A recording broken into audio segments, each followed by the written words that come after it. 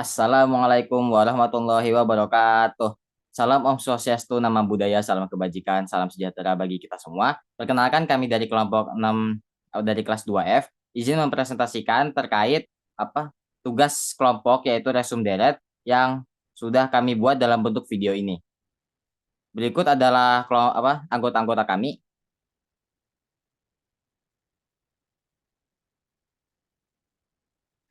Yang pertama di sini ada Erlin Maheswari Patrica dengan NPM 23139. Yang kedua ada Muhammad Nasis Ulwan yaitu saya dengan NPM 23151. Yang ketiga ada Naufal Fadli Pratama dengan NPM 23159. Yang keempat ada Nurfaiz Abdul Goni dengan NPM 23160. Dan yang kelima ada Syafira Bunga Raudoh dengan NPM 23165.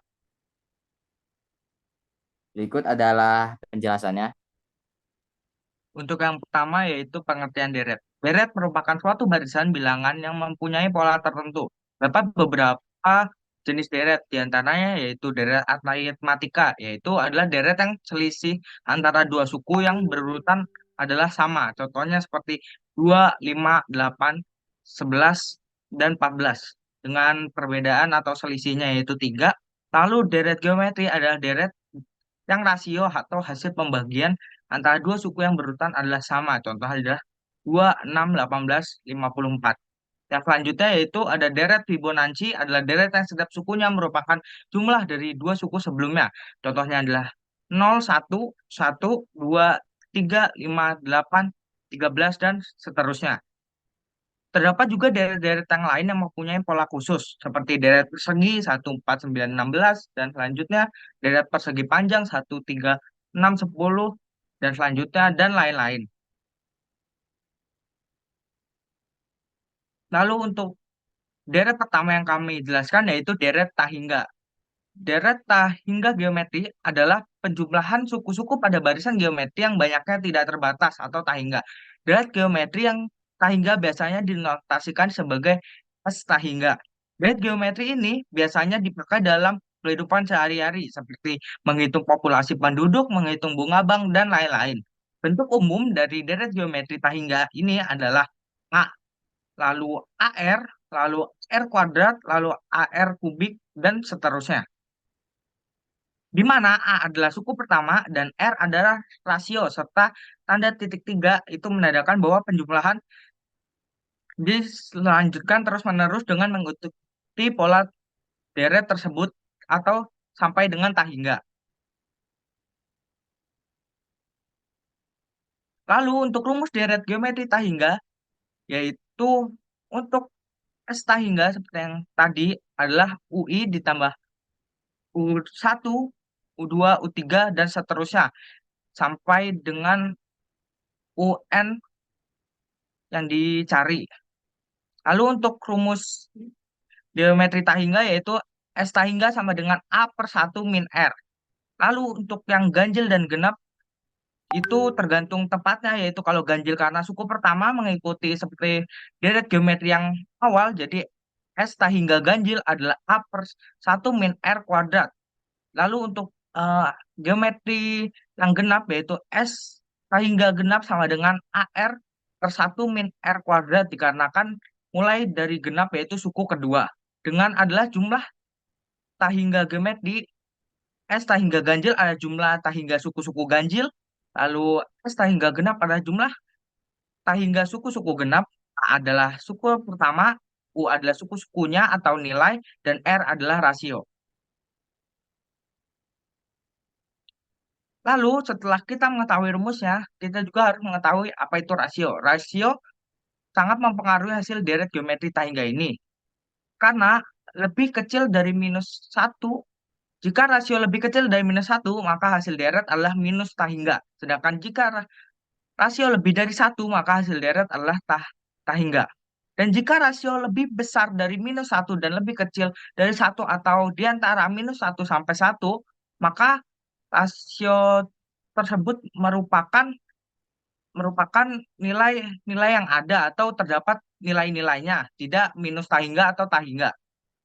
Dapat dirumuskan atau dituliskan untuk rumus-rumus atau sifat-sifatnya yaitu S tahingga sama dengan tahingga atau S tahingga sama dengan min tahingga. itu untuk R lebih besar dari satu, lalu R lebih kecil dari minus satu, dan juga untuk diantaranya yaitu menggunakan rumus yang awal. Jadi karena ada nilainya maka dimasukkan rumus yang tadi yaitu S tahingga sama dengan A per satu min R.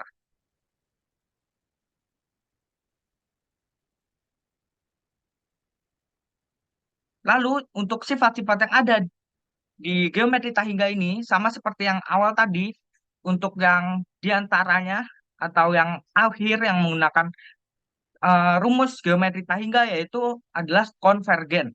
Konvergen adalah memusatkan atau tidak menyebar. Deret geometri Tahingga konvergen berarti deret geometri yang masih memiliki limit jumlah atau dihitung jumlahnya. Syarat dari geometri Tahingga konvergen adalah rasio berada di antara satu dan satu, yaitu lebih besar dari minus satu dan lebih kecil dari satu. Lalu untuk sifat yang kedua yaitu divergen. Divergen artinya menyebar. Deret geometri Tahingga divergen berarti deret geometri Tahingga yang tidak terbatas jumlahnya. Syarat deret geometri Tahingga yang divergen adalah R lebih kecil dari minus satu atau R lebih kecil dari satu. Lebih besar dari satu. Jadi seperti yang sebelumnya, maka hasilnya akan menjadi Tahingga atau minus Tahingga.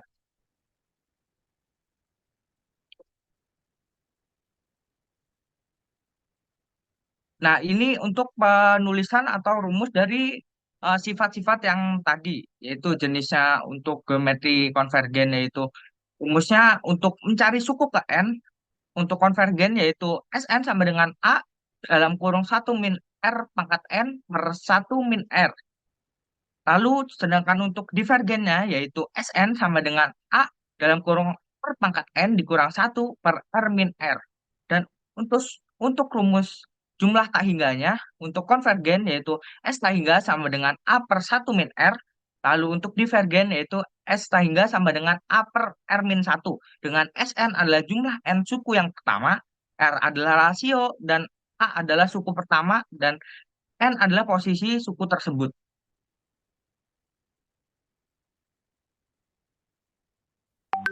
Lalu untuk karena sudah dibicarakan R atau UN, maka untuk mencari rasio sendiri itu menggunakan rumus yaitu R sama dengan UN per UN min satu. Lalu karena di rasio ada UN, maka rumus UN itu sendiri adalah UN sama dengan AR pangkat N min satu.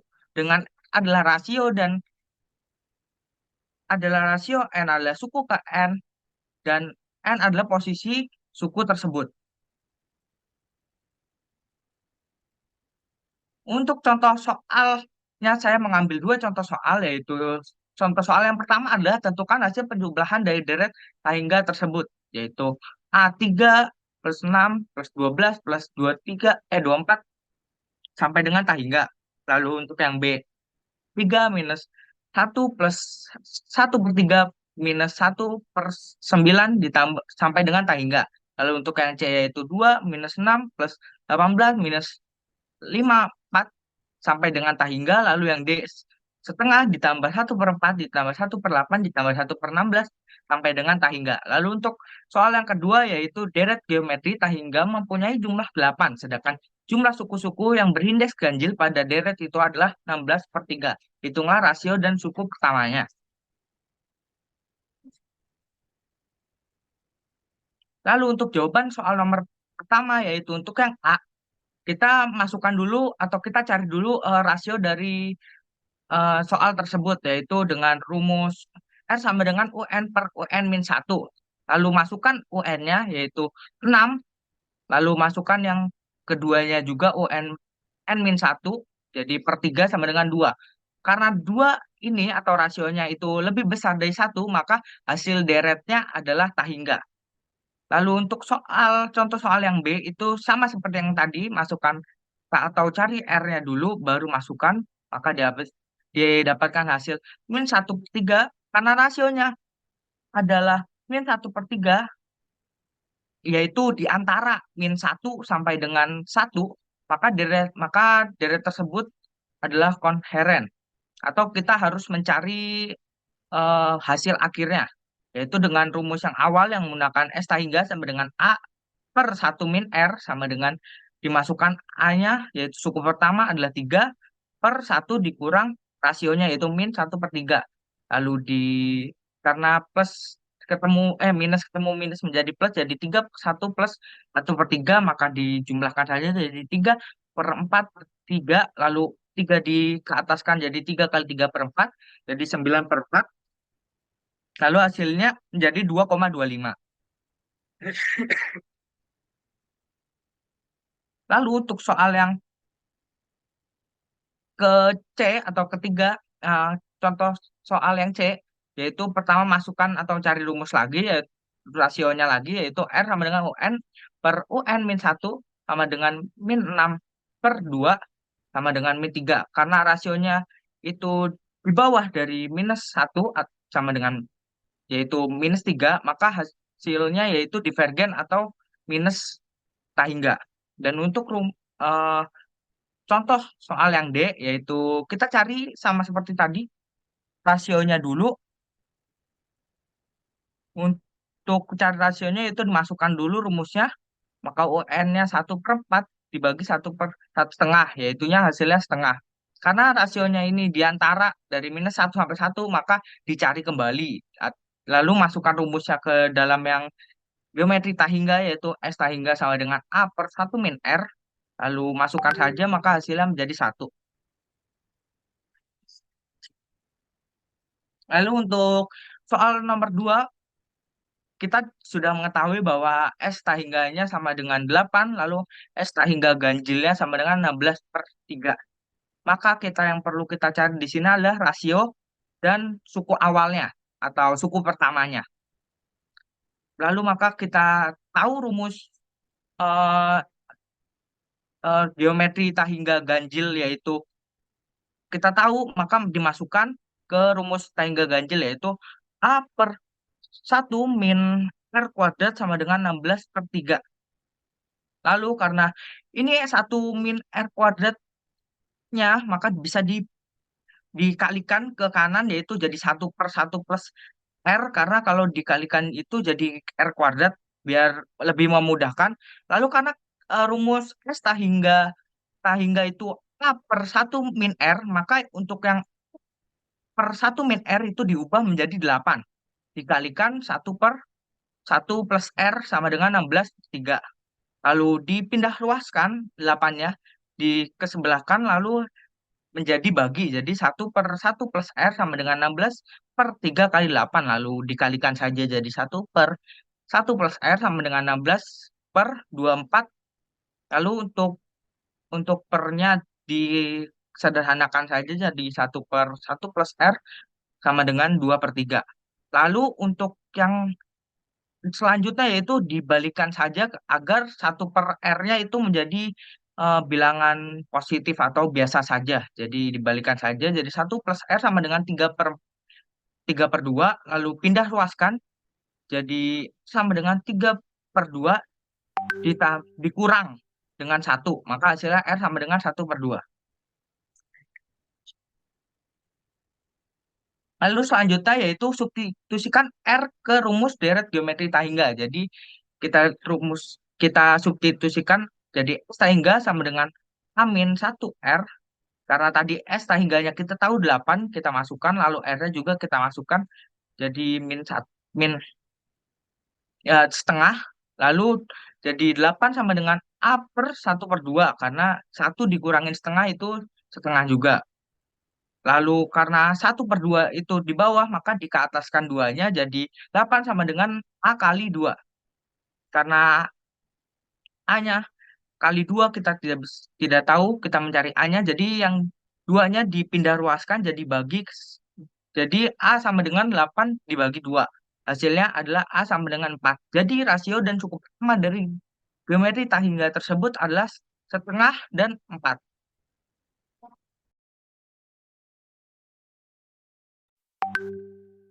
Selanjutnya, di sini saya akan membahas tentang deret positif. Nah, deret positif adalah dalam matematika, deret positif digunakan untuk menghitung jumlah suku-suku yang memiliki nilai positif. Pada deret positif, suku-suku akan dibatasi hanya pada deret dengan suku-suku positif atau setidaknya tidak negatif. Nah, untuk mencari deret positif dapat menggunakan uji integral. Nah, uji integral digunakan untuk menentukan apakah deret positif konvergen atau divergen. Konvergen deret positif yaitu berarti jumlah suku-suku deretnya terbatas. Sedangkan divergen berarti jumlah suku-suku deret tidak terbatas. Nah, misalkan F adalah fungsi yang kontinu, positif dan turun pada selang dalam kurung K, tak hingga. Andaikan Fn sama dengan An untuk semua n bilangan positif. Nah, jika kita mempunyai integral fx dx dengan batas bawah K dan batas atasnya tak hingga adalah konvergen, maka sigma dari n sama dengan K sampai tak hingga An juga konvergen. Nah, jika integral dari batas bawah K dan batas atas tak hingga fx dx adalah divergen, maka sigma dari N sama dengan K sampai tak hingga AN juga divergen. Nah, di sini sudah ada contoh soal, yaitu tentukan apakah sigma dari N sama dengan 1 sampai tak hingga 1 per N divergen atau konvergen. Nah, yang pertama kita cari fungsi fx, di mana fn itu sama dengan an. Sehingga kita peroleh fx yaitu sama dengan 1 per x. Selanjutnya, hitung integral tak wajar untuk fungsi fx yang diperoleh. Jadi ya, ini kita memakai integral, jadinya integral batas bawah 1 sampai tak hingga fx dx sama dengan integral 1 sampai tak hingga 1 per x dx. Nah, karena kita menggunakan integral tak wajar, jadi kita menggunakan limit.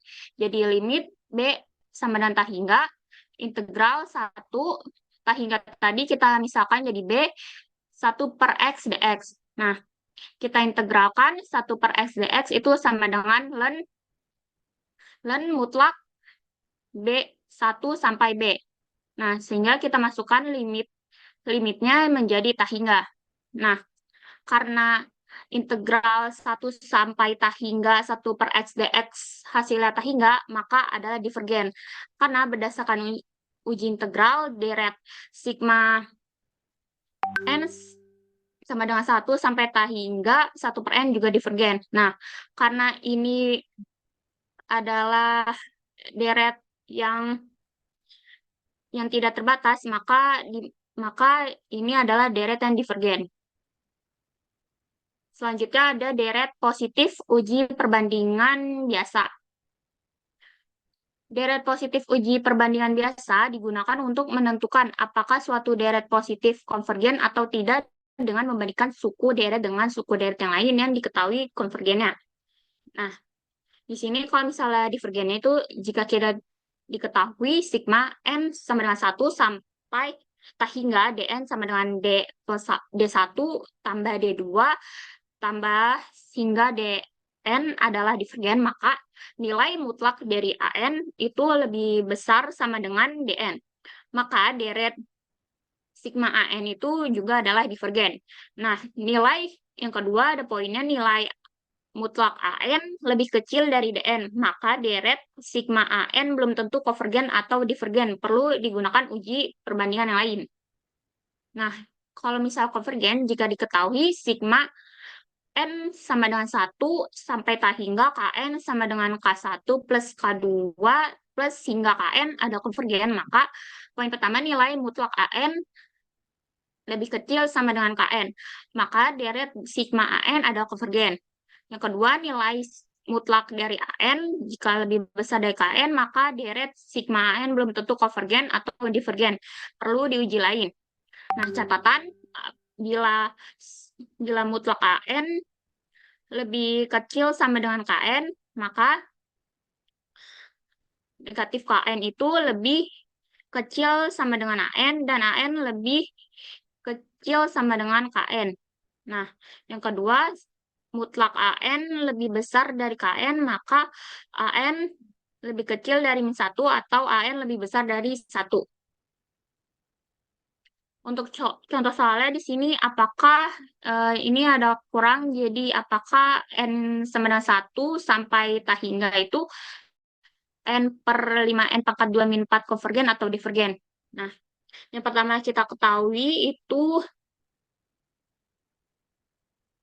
Jika sigma AN sama dengan sigma N per 5N pangkat 2 min 4. Nah, kita lihat, kita harus menggunakan uji perbandingan dari deret yang lebih kecil. Karena jika yang kecil itu divergen, maka yang besarnya juga divergen. Nah, kalau misalnya yang kecilnya konvergen, maka yang besarnya juga konvergen. Nah, jadi kita menggunakan perbandingan N per 5N pangkat 2 min 4, kita bandingkan dengan N per 5N pangkat 2. Nah, kenapa kenapa yang ini lebih besar daripada 5N per 5N pangkat 2? Karena apabila kita bagi 5N pangkat 2 min 4, maka hasilnya akan lebih besar N per 5N pangkat 2 min 4 dibandingkan N per 5N pangkat 2. Nah, 5N pangkat 2 ini bisa kita pecah jadi 1 per 5N kali 1 per N. Kita bisa abaikan dari negatif vatnya ini. Nah, kita tahu kalau misalnya deret harmonik itu 1 per N itu sama dengan divergen. Nah, maka karena ada 1 per N di sini berarti itu adalah deret yang divergen. Jadi kita tahu dari sigma 1 per N divergen, sehingga sigma 1 per 5 kali 1 per N juga divergen. Sehingga sigma DN sama dengan sigma 1 per 5 kali 1 per N, maka memenuhi dari sifat tadi, yaitu mutlak AN lebih besar dari N. N sehingga deret dari sigma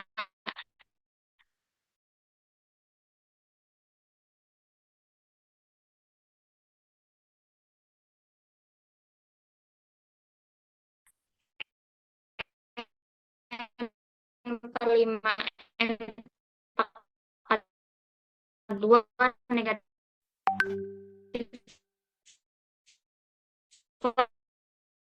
adalah nilai yang divergen.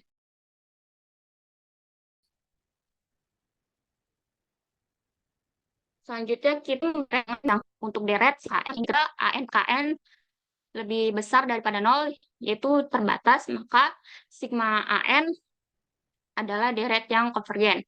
Nah, untuk yang divergen, jika sigma DN adalah deret positif yang divergen, untuk deret sigma DN yang ingin diketahui sifatnya. Bila AN lebih besar sama dengan 0 dan limit N tak hingga AN per DN lebih dari 0 terbatas, maka sigma AN adalah deret yang divergen.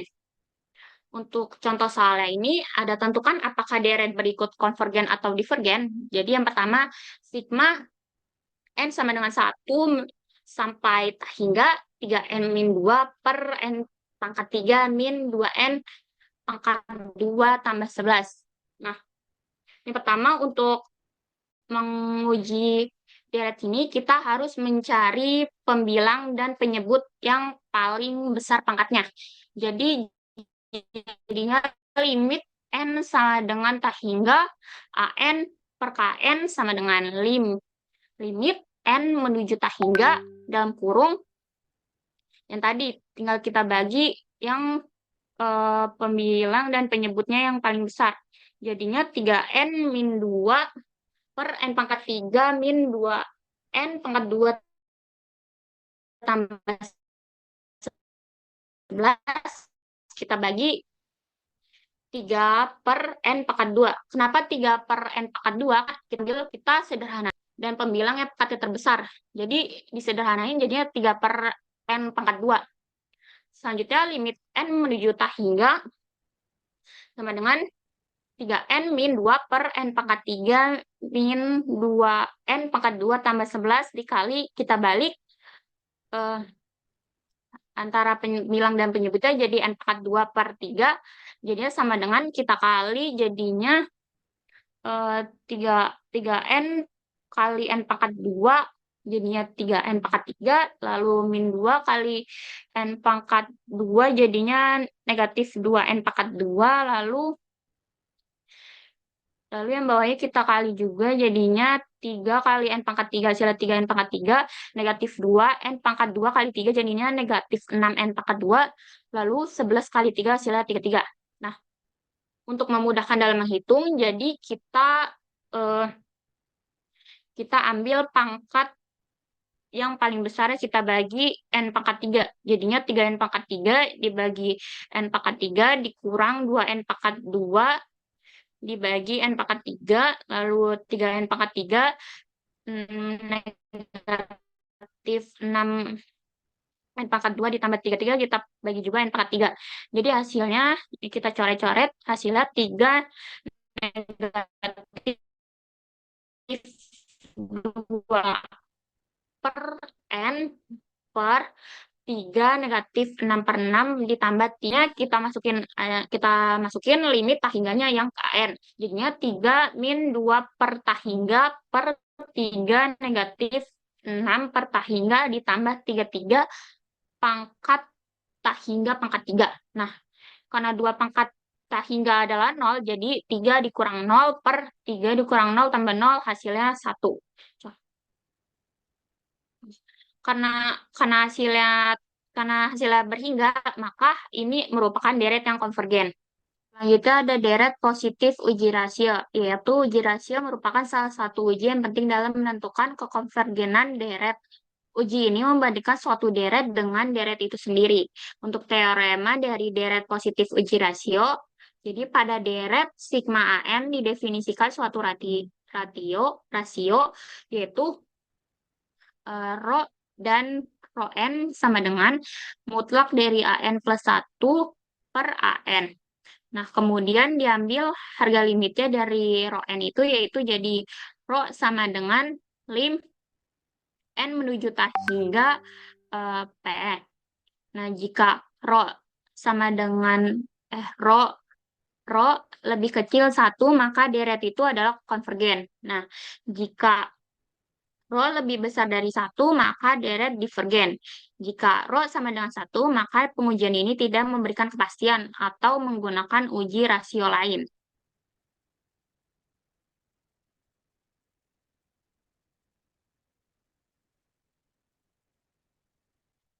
Nah, di sini ada contoh soal dari deret positif uji rasio, yaitu tentukan apakah deret-deret berikut konvergen atau divergen, yaitu dari sigma n sama dengan 1 sampai hingga 1 per n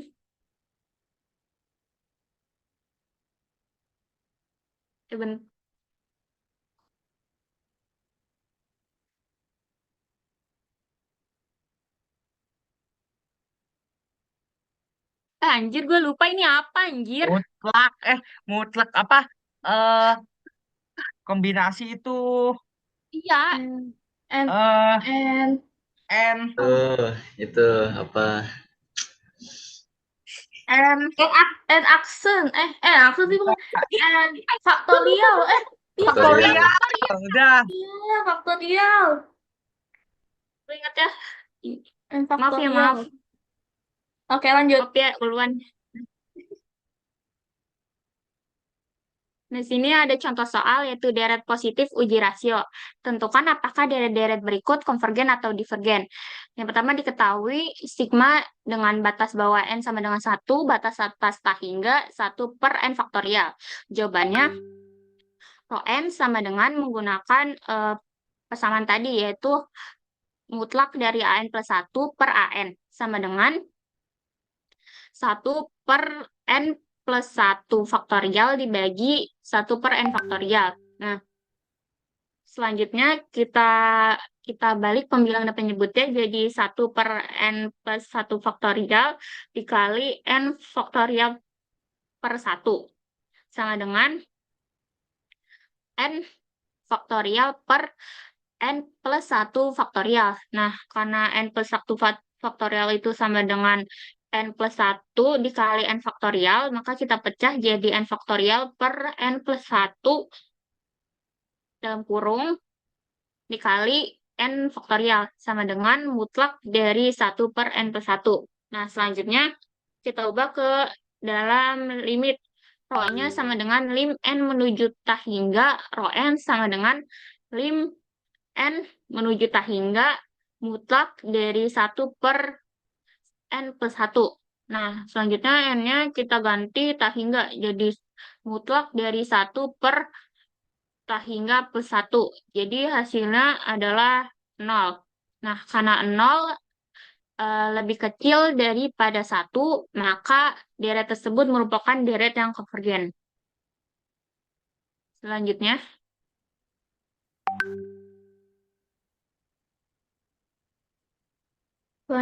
saya akan menjelaskan tentang deret pangkat kompleks.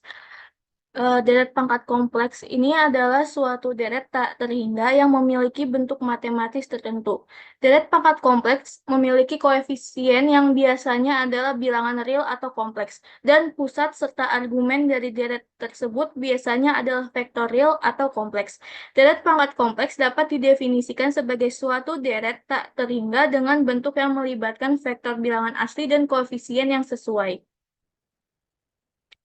Selanjutnya ada rumus dari deret pangkat kompleks yang dimana untuk rumus umumnya yang dimiliki oleh deret pangkat kompleks ini yaitu sigma n sama dengan 0 sampai tah hingga CNZ pangkat n, di mana Cn adalah koefisien kompleks yang mengalihkan suatu pangkat. Z adalah variabel yang merupakan bilangan kompleks dan n adalah indeks yang berkisar dari 0 hingga tah hingga. Jika C0, C1, C2 hingga Cn adalah konstanta kompleks dan Z suatu variabel kompleks, maka deret yang terbentuk yaitu sigma n sama dengan 0 sampai tah hingga Cn Z min Z0 pangkat n sama dengan C0 plus C1 Z min Z0 plus C2 Z min Z0 pangkat 2 hingga plus Cn Z min Z0 pangkat n. Disebut deret pangkat kompleks dalam Z sama dengan Z0 dengan Z0 adalah konstanta kompleks. Apabila Z0 sama dengan 0, maka deret menjadi deret pangkat kompleks dalam Z dan mempunyai bentuk umum yaitu sigma n sama dengan 0 sampai tah hingga CNZ pangkat n sama dengan C0 plus C1Z plus C2Z pangkat 2 hingga plus CNZ pangkat n. Nah, di sini ada beberapa deret pangkat kompleks, yaitu yang pertama ada deret pangkat kompleks dalam Z. Rumusnya itu sigma n sama dengan 0 sampai tah hingga Z pangkat n sama dengan 1 plus Z pangkat 2 plus Z pangkat 3 hingga plus Z pangkat n. Yang kedua itu ada deret pangkat kompleks dalam Z plus 2i. Yaitu rumusnya sigma n sama dengan 0 sampai tah hingga Z plus 2i pangkat n per n faktorial sama dengan 1 plus Z plus 2i plus Z plus 2i pangkat 2 per 2 faktorial hingga plus Z plus 2i pangkat n per n faktorial. Yang ketiga itu ada deret pangkat kompleks dalam Z sama dengan i. Rumusnya yaitu sigma n sama dengan 0 sampai tah hingga min 1 pangkat n Z min i pangkat 2n per 2n sama dengan 1 min Z min i pangkat 2 per 2 ditambah Z min i pangkat 4 per 4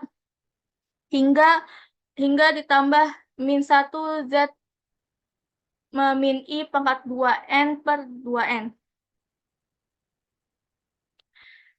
Lalu ada dua buah deret fungsi penting. Yang pertama itu ada deret Taylor, yang dimana jika fz berturunan n kali pada z sama dengan z0, maka dapat didefinisikan polinomial Taylor ke n di sekitar z sama dengan z0 itu sebagai berikut, yaitu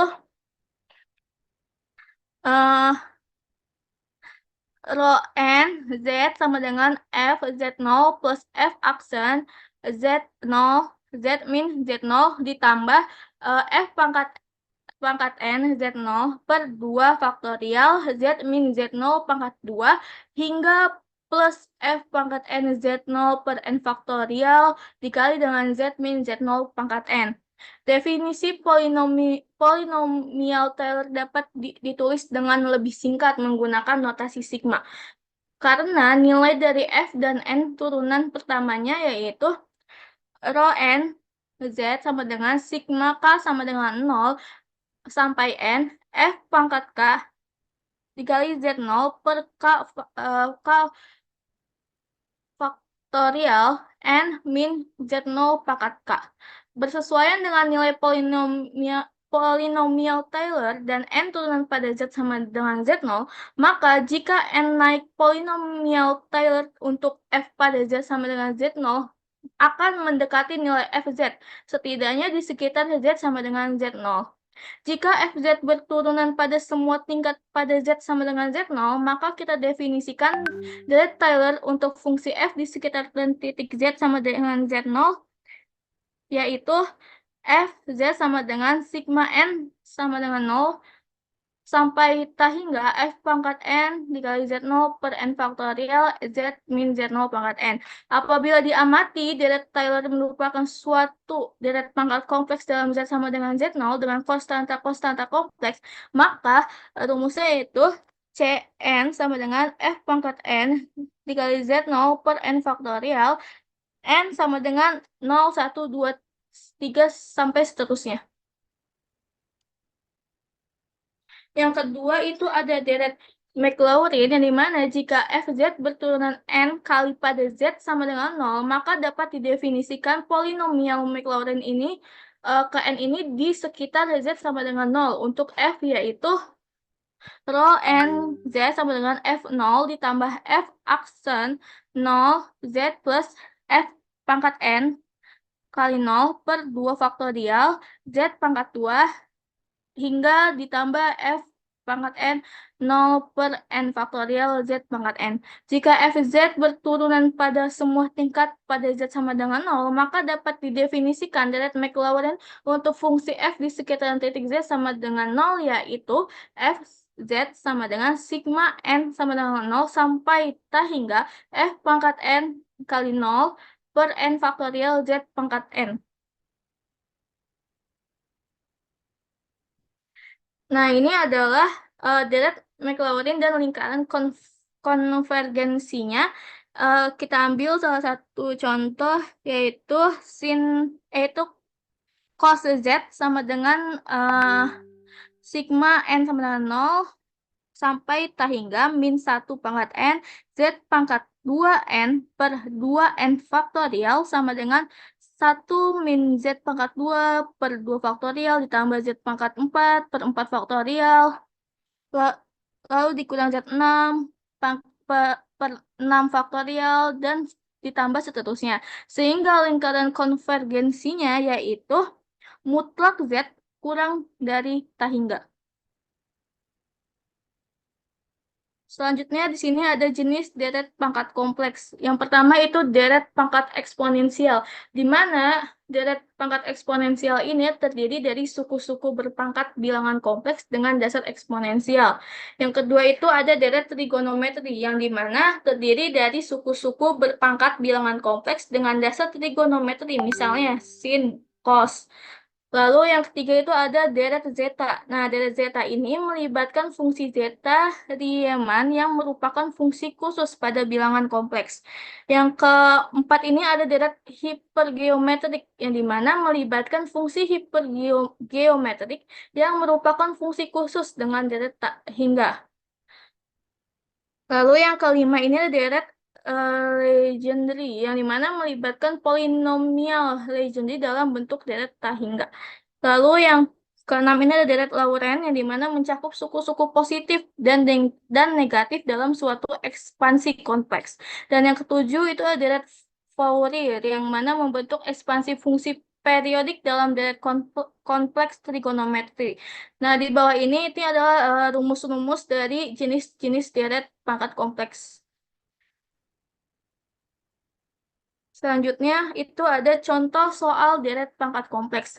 Yang dimana soal pertama itu tentukan deret pangkat kompleks berikut, yaitu sigma n sama dengan 0 sampai tak hingga 1 plus 2i pangkat n per n faktorial. apakah konvergen atau divergen.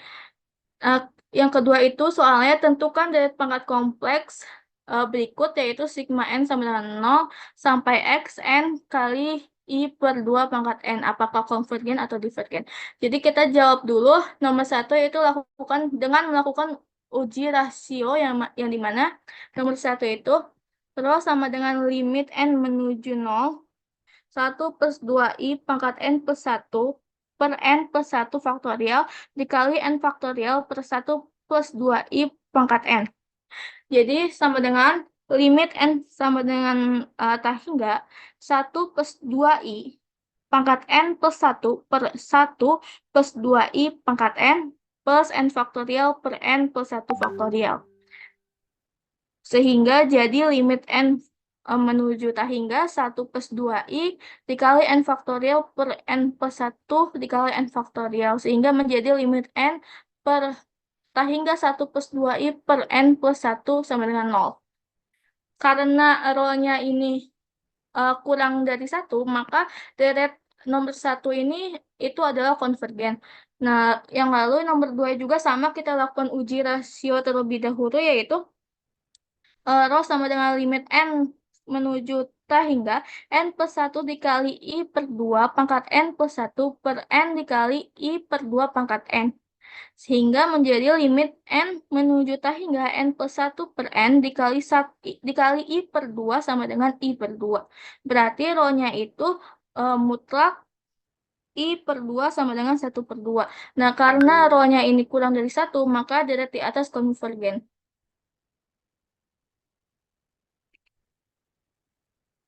Lalu selanjutnya itu ada dua soal lagi, yaitu tentukan deret Taylor di sekitar Z sama dengan 3i untuk Fz sama dengan E pangkat Z. Kemudian tentukanlah lingkaran konvergensinya. Yang kedua itu ada tentukan deret Maclaurin di sekitar Z sama dengan 0 untuk Fz sama dengan E pangkat Z. Kemudian tentukanlah lingkaran konvergensinya. Kita jawab dulu nomor 1, di mana diketahui Fz sama dengan E pangkat Z. Maka Fz sama dengan F aksen Z sama dengan Fnz sama dengan F pangkat NZ sama dengan F pangkat 4Z sama dengan F pangkat NZ min sama dengan E pangkat Z. Nah, sehingga Fn 3i sama dengan E pangkat 3i.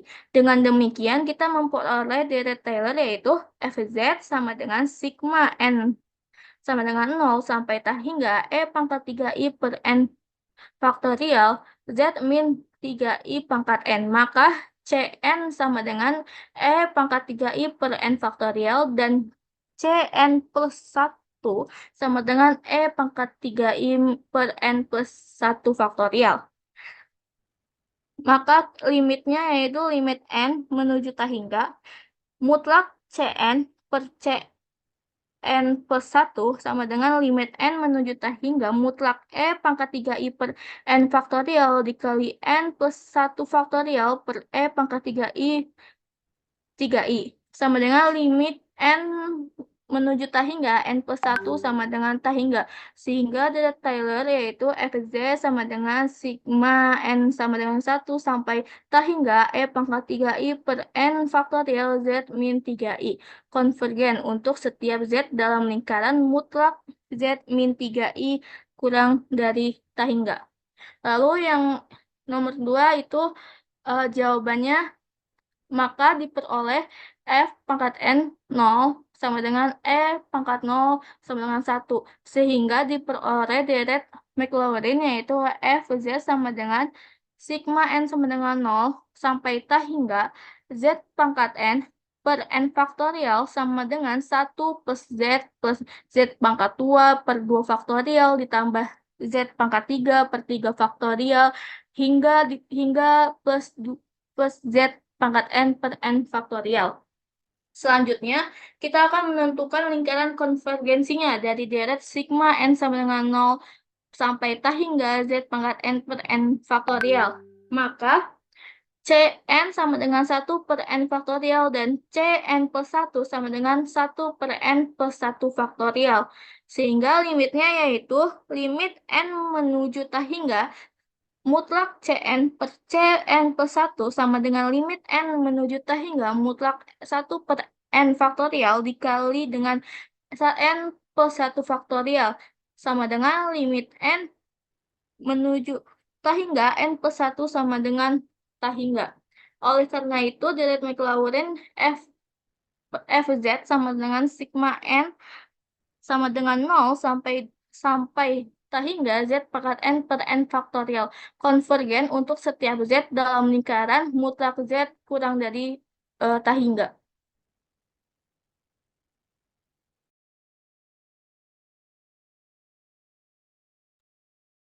Selanjutnya ada deret bergantian. Deret bergantian adalah deret yang tanda-tanda sukunya berselang-seling antara tanda positif dan tanda negatif. Deret bergantian bersifat unik karena tanda-tanda sukunya tidak tetap sama karena selalu bergantian antara memiliki nilai negatif dan positif. Seperti min 1, 2, min 3, 4, min 5, dan 6. Itu ada selang-seling, negatif, positif, negatif, positif. Deret yang ditujukan sebelumnya adalah contoh langsung dari deret bergantian. Dapat dilihat bahwa angka ganjil adalah negatif, sedangkan angka genap adalah positif. Kemudian dinyatakannya dalam suku ke n barisan tersebut. Seperti yang ada di sini adalah contoh, min 1 sama dengan, yaitu dalam kurung min 1, dipangkatkan adalah 1 dikali dengan 2. Lalu dengan 2 sama dengan min 1 pangkat 2 dikali dengan 2, dan seterusnya min 3, min 4, sampai dengan an sama dengan min 1 pangkat n dikali n. Dari sini kita dapat melihat bahwa suku tersebut dapat dinyatakan sebagai satu-satunya hal yang berbeda tentang deret dan deret bergantian adalah bahwa deret bergantian mewakili jumlah suku-suku barisan bolak-balik, yaitu seperti di sini min 1 ditambah 2 ditambah min 3 ditambah 4 ditambah min 5 ditambah 6 ditambah dan seterusnya sampai dengan min 1n dikali dengan n.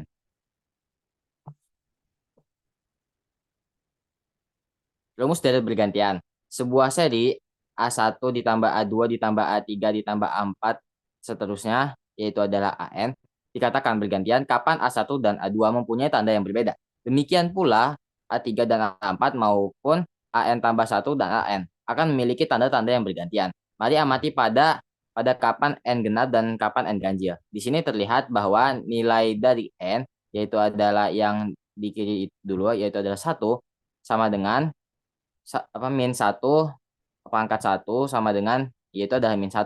Begitupun ketika genap, yaitu adalah hal yang berbeda. Min 1 pangkat 2 sama dengan 1. Lalu ketika yang 3 karena dia ganjil, maka yang didapatkan adalah selang-seling, yaitu negatif.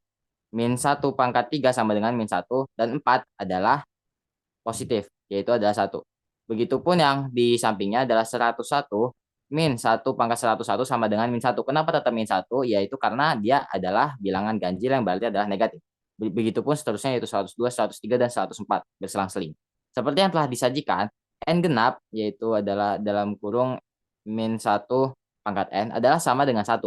Demikian pula pada n ganjil diperkirakan min 1 pangkat n untuk menjadi sama dengan min 1. Oke, seterusnya berikut adalah dua kemungkinan bentuk deret bergantian. Yang pertama adalah kemungkinan sigma n sama dengan 1 sampai tak hingga, yaitu adalah min 1 pangkat n an sama dengan min A1 ditambah A2 dikurang A3 ditambah 4. Jadi di sini awalnya adalah negatif dahulu. Lalu yang kemungkinan kedua adalah sigma n sama dengan 1 sampai tak hingga dalam kurung min 1 pangkat n tambah 1 an sama dengan A1 dikurang A2 ditambah A3 dikurang A4. Di sini angka negatifnya adalah setelah angka positif. Jadi angka positif adalah yang pertama.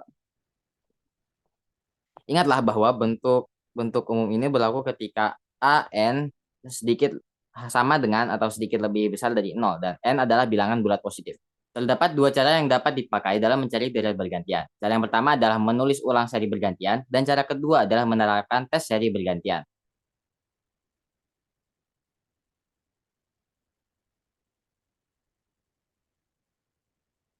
Di rumus yang pertama adalah menulis ulang seri bergantian. Katakanlah kita memiliki min 2 ditambah 4, min 6 ditambah 8, min 10 ditambah seterusnya sampai dengan min 50. Dapat kita cari jumlahnya dengan menulis ulang deret tersebut menjadi dua himpunan deret aritmatika beraturan. Yaitu deret aritmatika yang pertama adalah yaitu semuanya min 2, min 6, min 10, sampai seterusnya sampai dengan min 50. Dan deret aritmatika kedua adalah 4 ditambah 8 ditambah 12 sampai seterusnya sampai dengan 48. Seri pertama memiliki perbedaan yang sama, yaitu adalah min 4 dan istilah utama. Min 2 karena ada 12 suku dan jumlah deret pertama S1 ditunjukkan dengan S1 sama dengan 13/2, yaitu dalam kurung min 2 ditambah min 50, yaitu sama dengan 13 dalam kurung min 52, lalu tinggal dikalikan saja menjadi sama dengan min 338.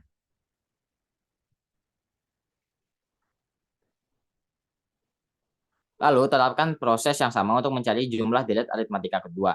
S2 sama dengan 12/2, 4 ditambah 48, yaitu sama dengan 6 dikali dengan 52, yaitu hasilnya adalah 312. Lalu terapkan proses yang sama untuk mencari jumlah deret aritmatika kedua. S1 ditambah S2 sama dengan min 338 ditambah 312, yaitu sama dengan min 26. Cara lain untuk menulis ulang deret bergantian adalah dengan mengelompokkan setiap pasangan suku berurutan yang akan keluar 50 tidak berpasangan. Di sini ditunjukkan dengan min 2 ditambah 4 dikurang 6 ditambah 8 dikurang 10, ya, lalu seterusnya sampai dengan min 50 sama dengan kita kelompokkan masing-masing menjadi min 2 ditambah 4, min 6 ditambah 8, min 10 ditambah 12 sampai dengan seterusnya sampai dengan tersisa min 50 sendiri. Lalu didapatkan hasilnya adalah 2 ditambah 2 ditambah 2 ditambah 2 sampai dengan min 50. Lalu sama dengan 12 dikali dengan 2 dikurang 50 menjadi 24 dikurang 50 dan hasil akhirnya adalah min 26.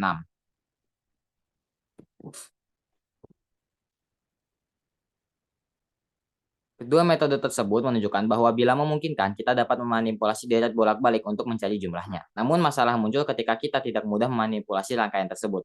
Jika hal ini terjadi, kita dapat menggunakan estimasi jumlah deret bolak-balik. Metode ini paling berguna ketika kita bekerja dengan rangkaian bolak-balik yang tak terbatas.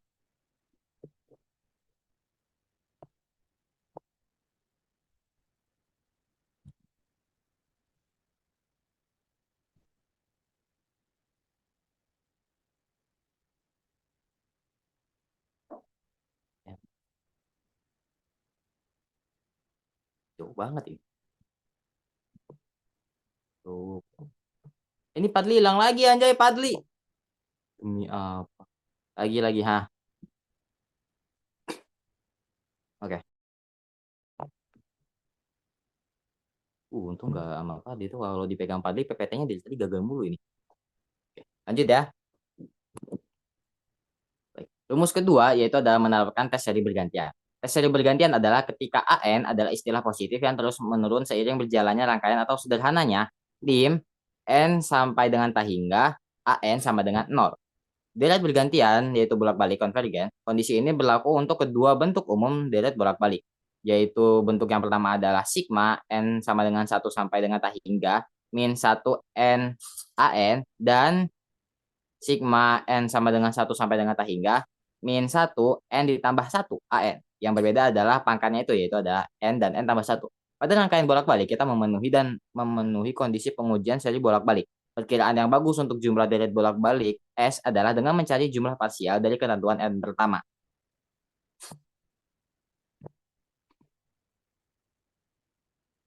Katakanlah jika kita ingin memperkirakan jumlahnya dari sigma N sama dengan 1 sampai dengan tak hingga min 1 N pangkat N tambah 1 per N pangkat 4 hingga 2 tempat desimal. Kita mencari jumlah parsial pertama berturut-turut di mana 2 tempat desimal pertama memiliki angka yang sama.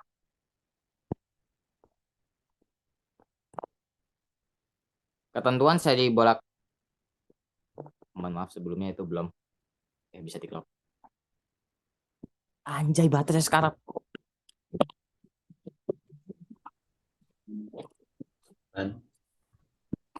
Ya ini pengen lanjut lagi, tadi ada kesalahan apa nih, ngelihat tabelnya rada susah juga. Satu, ngatin dulu. 1, 2, 3. Di sini di dalam tabel terdapat ketentuan seri bolak-balik dan jumlah parsial. Di sini 1 yaitu adalah S1 sama dengan 1. Lalu 1 dikurang dengan 1 per 2 pangkat 4 sama dengan S2 sama dengan 0,9375. Lalu yang ketiga 1 di min 1 per pangkat 1 per 2 pangkat 4 ditambah 1 per 3 pangkat 4 hasilnya adalah S3 sama dengan 0,9498. Lalu yang keempat 1 min 1 dikurang 1 per 2 pangkat 4 ditambah 1 per 3 pangkat 4 dikurang 1 per 4 pangkat 4 S4 sama dengan 0,9459. Lalu yang kelimanya yang terakhir 1 dikurang 1 per 2 pangkat 4 ditambah 1 per 3 pangkat 4 dikurang 1 per 4 pangkat 4 dan ditambah 1 per 5 pangkat 4. Di sini kan terlihat bahwasanya dia bolak-balik. Berarti ini adalah yang pergantian tadi. Yaitu hasilnya adalah S5 sama dengan 0,9475. Dari sini kita dapat melihat bahwa perkiraan yang baik dalam dua tepat desimal dari deret alternatif adalah 0,94.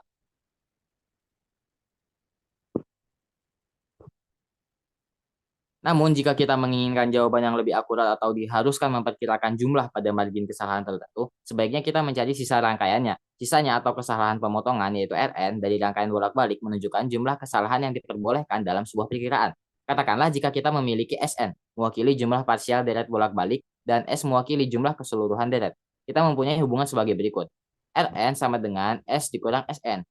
Lalu Sn ditambah 1 dikurang Sn sama dengan AN ditambah 1. Artinya, kita memperkirakan jumlah deret bolak-balik dengan mencari nilai Sn jika lebih kecil atau sama dengan sepul berikutnya, yaitu adalah AN ditambah 1.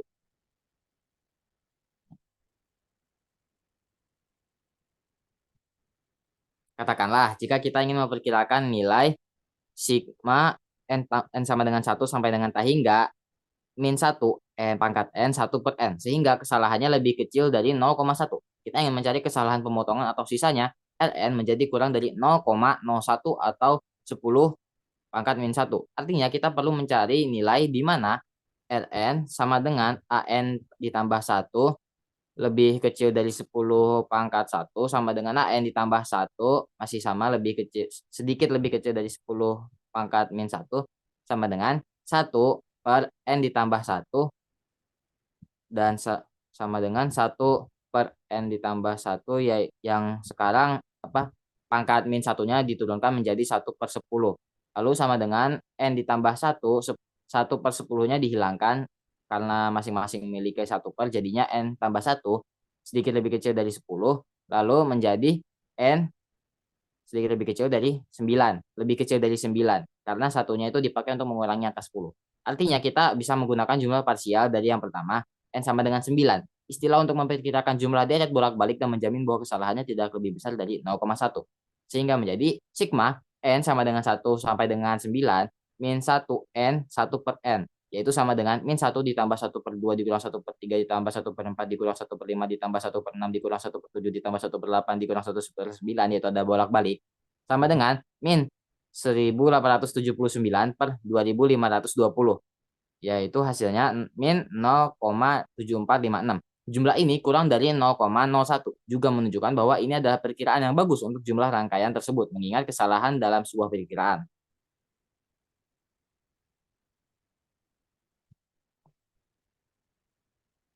Contoh soal deret bergantian. Tulislah deret bolak-balik berikut dalam notasi penjumlahan yang kita mulai. N sama dengan 1. Contoh soal yang pertama adalah A, 3 dikurang 6 ditambah 9 dikurang 12 ditambah 15 sampai dengan seterusnya. B, 1 dikurang 1 per 4 ditambah 1 per 9 dikurang 1 per 16 ditambah sampai dengan seterusnya. C, min 1 ditambah 2 per 3 dikurang 2 per 4 ditambah 2 per 5 ditambah sampai dengan seterusnya.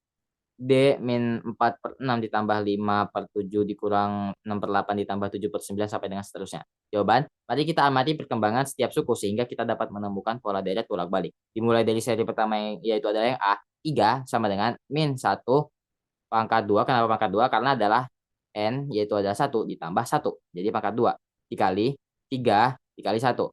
Lalu selanjutnya min 6 sama dengan min 1 pangkat dalam kurung min 1 pangkat 3 dikali 3 pangkat 2, 9 sama dengan min 1 pangkat 4 dikali 3 kali 3, min 12 sama dengan min 1 pangkat 5 dikali 3 dikali 4, min 15 sama dengan min 1 pangkat 6 dikali 3 dikali 5.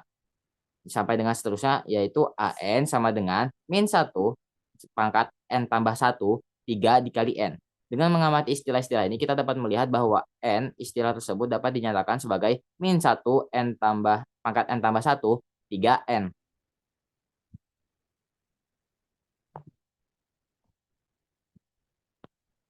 Lalu jawaban yang kedua adalah B, artinya deret bergantian dapat dinyatakan sebagai sigma N sama dengan 1 sampai dengan tak hingga min 1 pangkat N tambah 1, 3N. Dengan menerapkan proses serupa untuk menemukan angka dari istilah ke 1 sama dengan min 1 pangkat 2, 1 per 1 pangkat 2.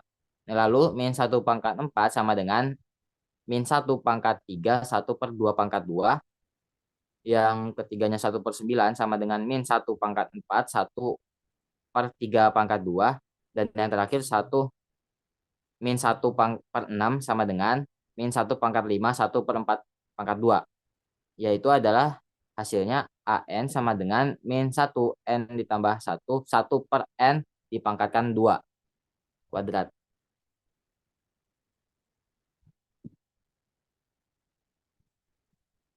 Nah, kemudian yang C, oleh karena itu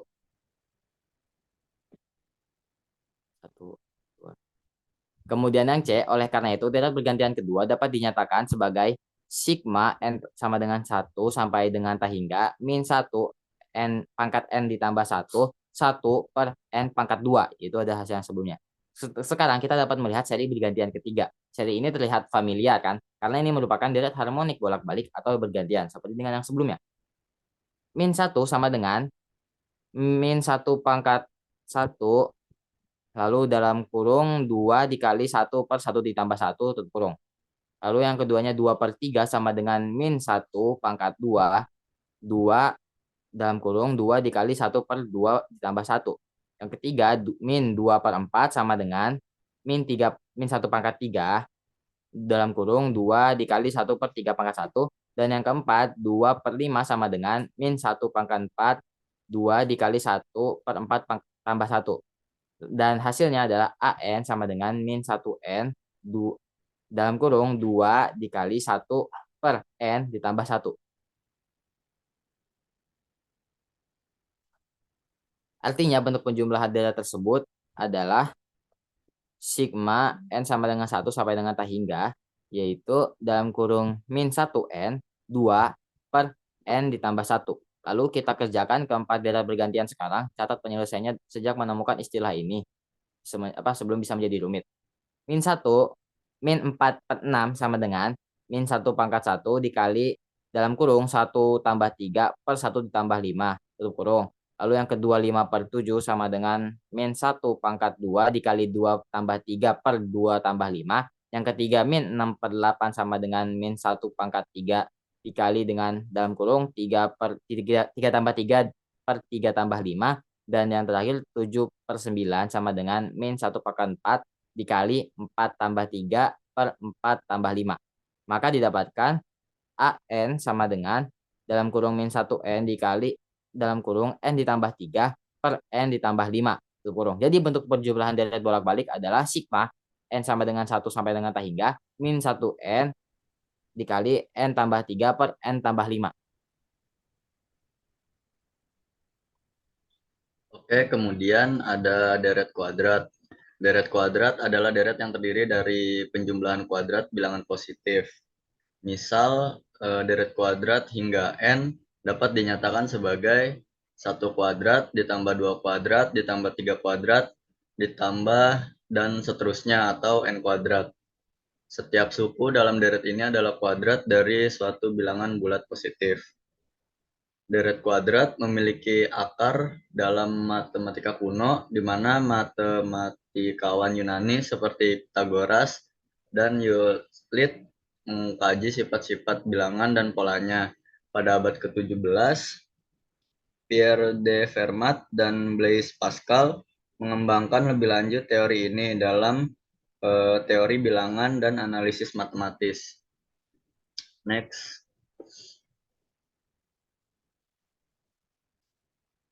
Jadi ada rumus deret kuadrat.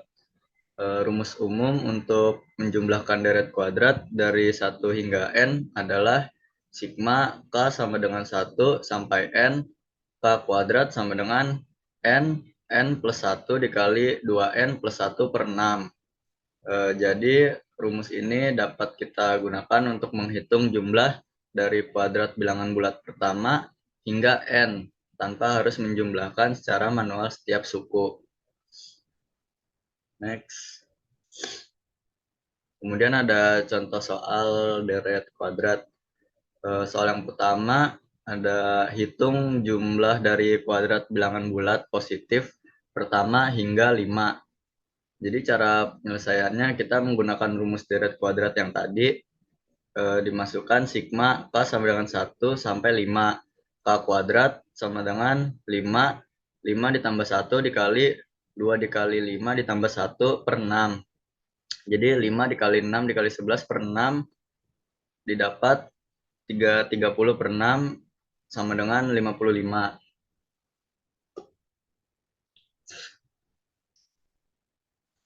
Kemudian soal yang kedua itu hitung jumlah dari kuadrat bilangan bulat positif pertama hingga 10. Penyelesaiannya kita menggunakan rumus yang sama, sigma k sama dengan 1 sampai 10. K kuadrat sama dengan 10, 10 ditambah 1 dikali 2 dikali 10 ditambah 1 per 6. Jadi 10 dikali 11 dikali 21 per 6 sama dengan 2310 dibagi 6. Jadi dapatkan hasil 385. Selanjutnya soal yang ketiga itu hitung jumlah dari kuadrat bilangan positif pertama hingga 7.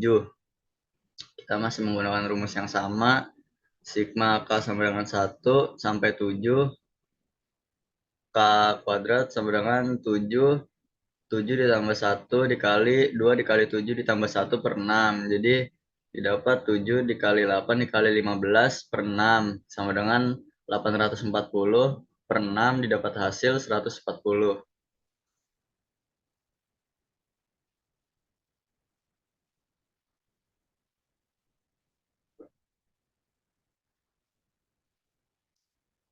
Baik, sekian pemaparan dari kelompok kami.